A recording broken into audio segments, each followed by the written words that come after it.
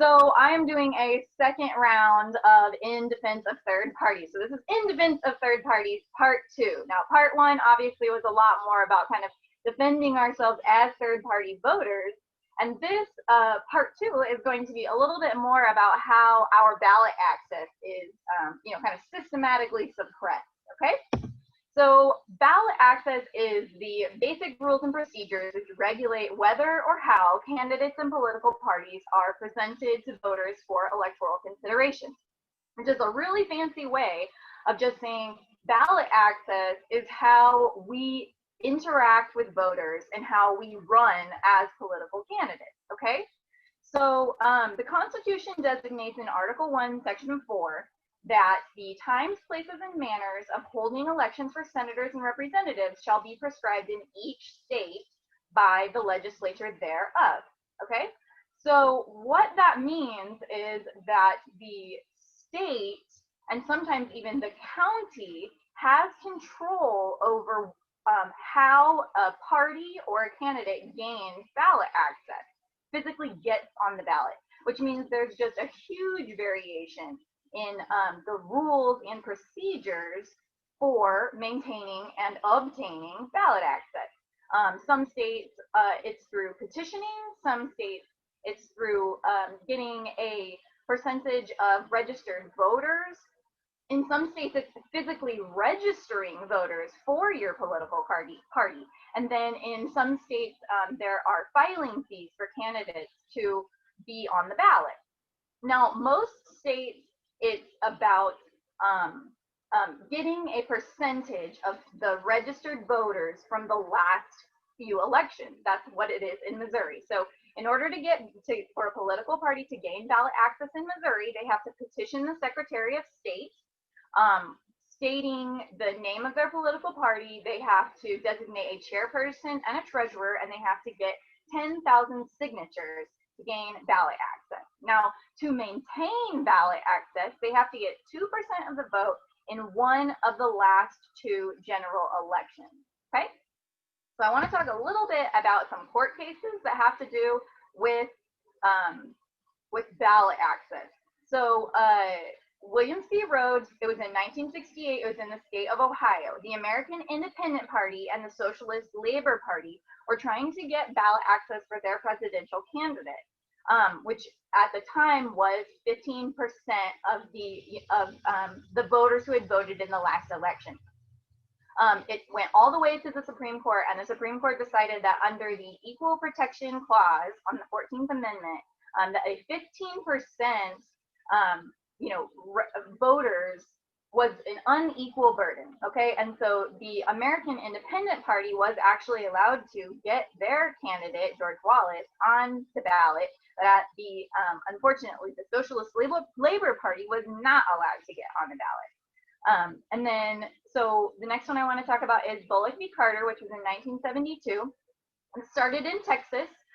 Back in the early 70s, sometimes filing fees were as high as $8,900 just to get on the ballot. You had to physically pay the state of Texas that much money. And those are in 1972 dollars. So it went again all the way to the Supreme Court, and it was determined again through the 14th Amendment that filing fees are unconstitutional. And I do want to point this out, that many states still have filing fees, but that there are now waivers in place to get through that if you can't pay that, which is just really interesting. It's basically the equivalent of a poll tax, except as to gain ballot access. So when the Supreme Court ruled, they stated many potential office seekers lacking both personal wealth and affluent backers are, in a very practical sense, precluded from seeking the nomination of their chosen party, no matter how qualified they might be, and no matter how broad or enthusiastic their popular support. That's what the Supreme Court stated in this ruling. The last one I want to talk about is in 1995, which was U.S. Term Limits Inc. v. Thornton, which I thought was an interesting name for something. And this one is kind of a little, it doesn't quite follow the same rules anyway. What happened was, I think in many ways, the federal government kind of kind of hosed us because the congressional the congressional term limits are 12 years in the Constitution, and what this ruling did was state that states can't impose stricter qualifications than the Constitution. And in 1995, 23 states, nearly half of the states in the United States, had stricter congressional term limits than 12 years. So I thought that was kind of interesting that the federal government really did us a disservice and allowed senators and congresspeople to serve a little bit longer than most states. Almost half of the states would have really desired. So I want to talk a little bit about these two fairly well-known presidents. You guys are familiar with Abraham Lincoln and Theodore Roosevelt. So in 1856, the Republican Party was admitted ballot access. This was the first time that the Republican Party had ballot access. Abraham Lincoln ran in 1860 on the Republican ticket. So the second time that the Republicans had ballot access. At this point in time, they were a third party. And Abraham Lincoln, along with 3 other presidential candidates, ran in 1860, and he won with 1/3 of the vote. In addition, a little known fact, that his next campaign in 1864 was run under the National Union Party during the Civil War. So he won essentially on a third party ticket both times. I'm not saying Abraham Lincoln is perfect, but I mean, he definitely did a couple real great things. And this is kind of the enthusiasm and the progress that third parties are really inclined to bring to the political system. In addition, Teddy Roosevelt, he ran on the Republican ticket in 1904 and became president.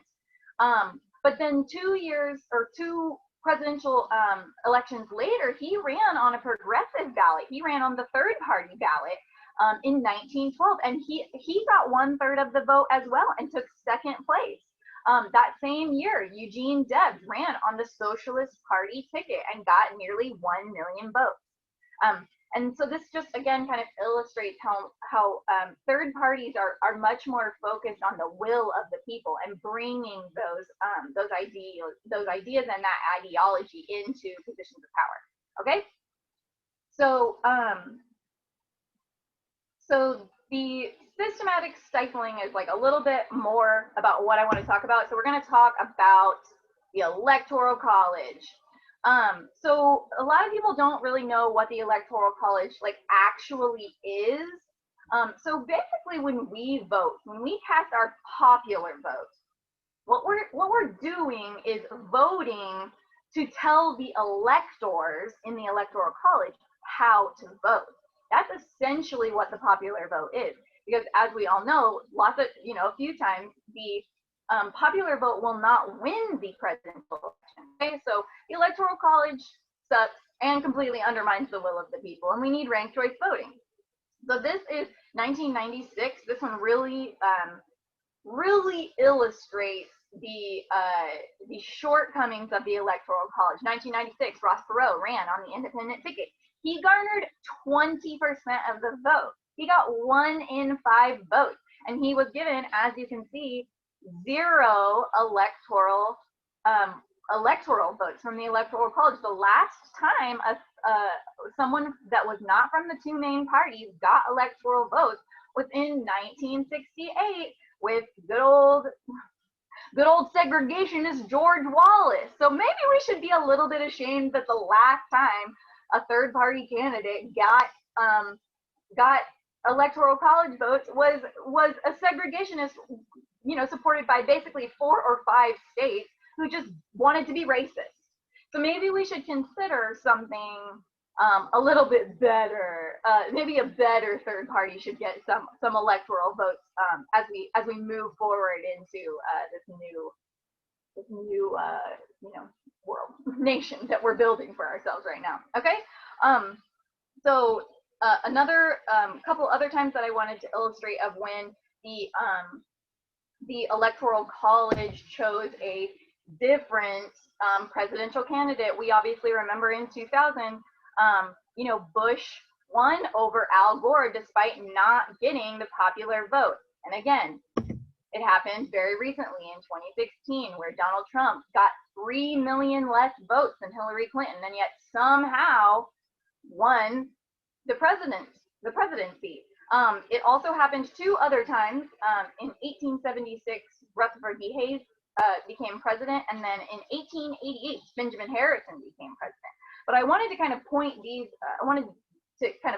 Out because I think another good way to sort of defend ourselves as third-party voters is that we can't be like quote unquote spoilers. Our candidates can't be spoilers if they won't give us electoral votes, and they haven't given us electoral votes in the last like 50 years. So just something to consider when people are kind of being a little heckly about voting third party. And then the last couple of things that I want to talk about are these other ways. So how else is access to the ballot restricted, Kelley? And I'm so glad that you asked.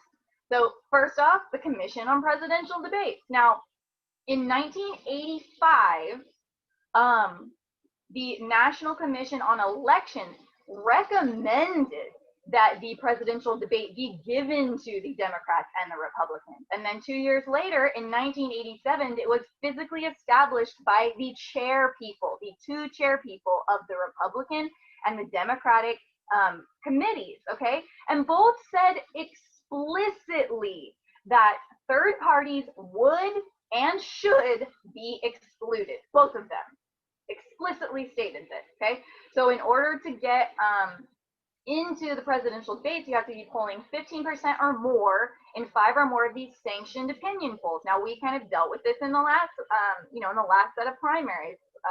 Tulsi, I think, was the person who was really kind of struggling with this because she was polling very well in lots of polls, in lots of surveys, but there are these very specific surveys who are, obviously controlled by the Democrats and the Republicans. And so you have to ask yourself, why this very specific set of criteria. And the thing is that courts are upholding these exclusions 100% across the board. Even recently, they fully support. They think people should be excluded. They think that this is the baseline of what people should hear. This is how we determine what people should hear.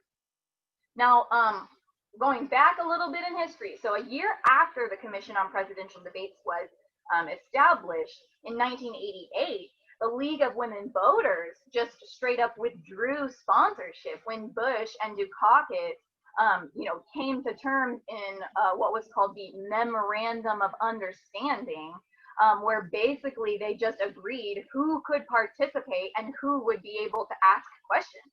And the League of Women Voters,